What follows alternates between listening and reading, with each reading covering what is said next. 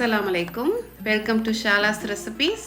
இன்றைக்கி நம்ம என்ன ரெசிபி பார்க்க போகிறோம்னா, எக் பிளாண்டை வச்சு ஒரு அருமையான சைட் டிஷ் நாங்கள் பார்க்க போகிறோம். அவ்வளோ டேஸ்ட்டாக இருக்கும்.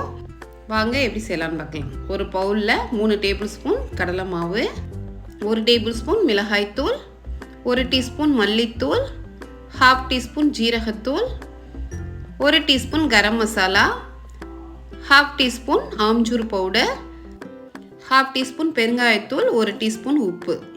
இதெல்லாம் சேர்த்து நல்லா மிக்ஸ் பண்ணிக்கோங்க. உங்கள்கிட்ட ஆம்ச்சூர் பவுடர் இல்லைன்னா நீங்கள் லெமன் கூட சேர்த்துக்கலாம்.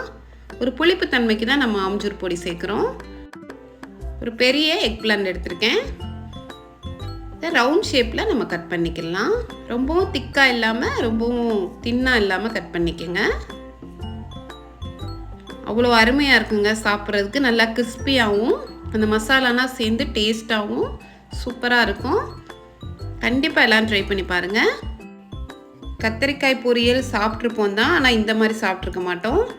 கொஞ்சம் டிஃப்ரெண்ட்டாக செஞ்சு சாப்பிட்டு பாருங்கள், நல்லாயிருக்கும்.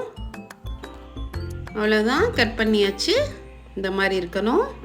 கடலை மாவு மசாலா பொடி எல்லாம் மிக்ஸ் பண்ணி வச்சுருக்கிறதுல இப்போ இதை சேர்த்துடலாம். சேர்த்து நல்லா கோட் பண்ணிடுங்க. எல்லா இடத்துலையும் கோட் ஆகணும். இதில் தண்ணினா நம்ம எதுவும் சேர்க்கலை, ஏன்னா ட்ரையான இன்க்ரீடியன்ட்ஸ் தான். சும்மா நம்ம பெரட்டினாலே நல்லா கோட்டாயிரும். இப்போ இதை ஒரு பிளேட்டில் வச்சிடலாம். இந்த மாதிரி எல்லாத்தையுமே நீங்கள் பெரட்டி வச்சுருங்க. ஒரு 5 நிமிஷம் இருக்கட்டும்.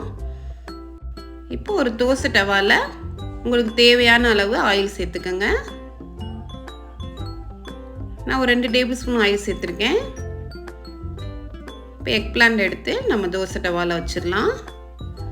மீடியம் ஃப்ளேம்லேயே வச்சு குக் பண்ணுங்க, கரிஞ்சிரும். அப்பப்போ திருப்பி விட்டுக்கங்க. நல்லா இருக்குங்க. நல்லா கிறிஸ்பியாகவும் காரமாகவும் சாப்பிட்றதுக்கு அருமையாக இருக்கும். கண்டிப்பாக எல்லாம் ட்ரை பண்ணி பாருங்கள். எக் பிளாண்டை பொறுத்த வரைக்கும் சாம்பார், புளிக்குழம்பு இதிலனா சேர்க்குறத விட நம்ம இப்படி தனியாக சைட் டிஷ்ஷாக வச்சு சாப்பிட்றதுக்கு இன்னும் அருமையாக இருக்கும். ஒரு டிஃப்ரெண்ட் ஸ்டைலில் நம்ம இந்த மாதிரி செஞ்சு பார்க்கலாம். அவ்வளோதுங்க, நமக்கு தயாராகிடுச்சு. ரசம், சாம்பார் அந்த மாதிரி நீங்கள் சைட் டிஷ்ஷாக வச்சு சாப்பிட்லாம், அருமையாக இருக்கும். அவ்வளோதுங்க. இந்த ரெசிபி உங்களுக்கு பிடிச்சிருந்துச்சுன்னா லைக் பண்ணுங்கள், ஷேர் பண்ணுங்கள், சப்ஸ்கிரைப் பண்ணுங்கள். இன்ஷா அல்லாஹ் நெக்ஸ்ட் வீடியோவில் பார்ப்போம். தேங்க்ஸ் ஃபார் வாட்சிங். பாய்.